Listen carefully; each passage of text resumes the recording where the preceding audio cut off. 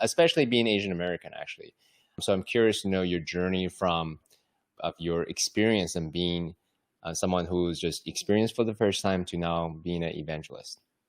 Yeah, the being Asian part, that really kind of messed with my mind because I knew that for my parents, no matter how much I explained to them that it was helpful, they were very disappointed that I would consume cannabis and they were very embarrassed by it. That was one of the things that my parents, when they would get mad, like it just kind of, it was like water off my back, to be honest. But when they were disappointed in me, that would like really crush me and really make me rethink what I was doing.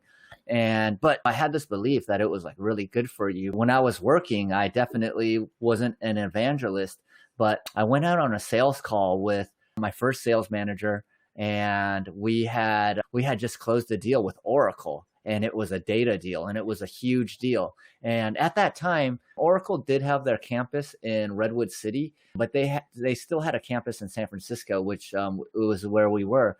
And my boss was like, "Hey, Seibo, this is huge. This is the biggest deal we've ever done. Congratulations. Like, why don't we stop off at a dispensary?" And I was like, "Really?" And he goes, "Yeah."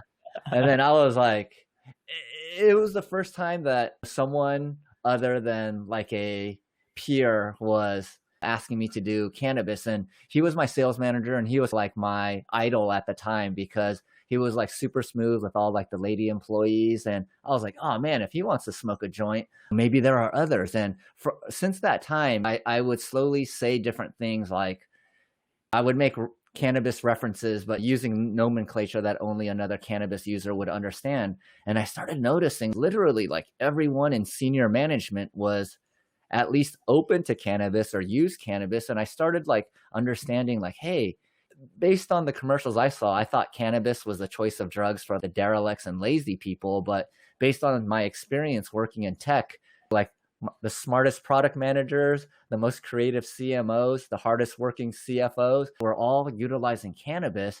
And essentially, I went to the executives, a few of them at our company, and I told them that I wanted to start a high-end vaporizer for white collar cannabis consumers.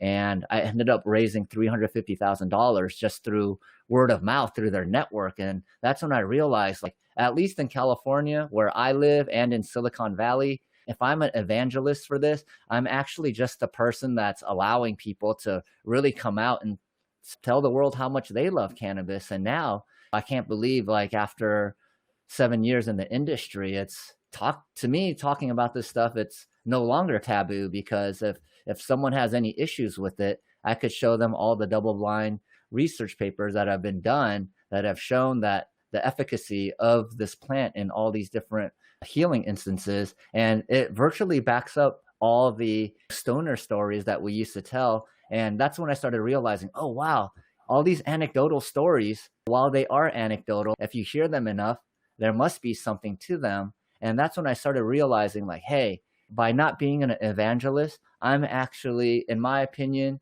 doing a disservice to the world. I have the ability to talk about it in an intelligent way where I can allow even very data focused people to look at like the information, and maybe they won't start utilizing cannabis, but at least in their minds, they'll no longer demonize it.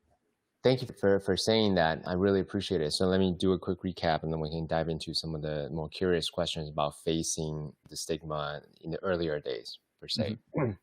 Yeah, Chair, you had an interesting encounter with a sales manager who you respect, and then he said, hey, let's go to a dispensary, as if it was nothing, because for him it was normal. And then you started to realize there's this underground thing that a lot of people that you actually respect in the different companies that you work in are also using cannabis for whatever reason, as a flow activator, as a relaxant, whatever it may be.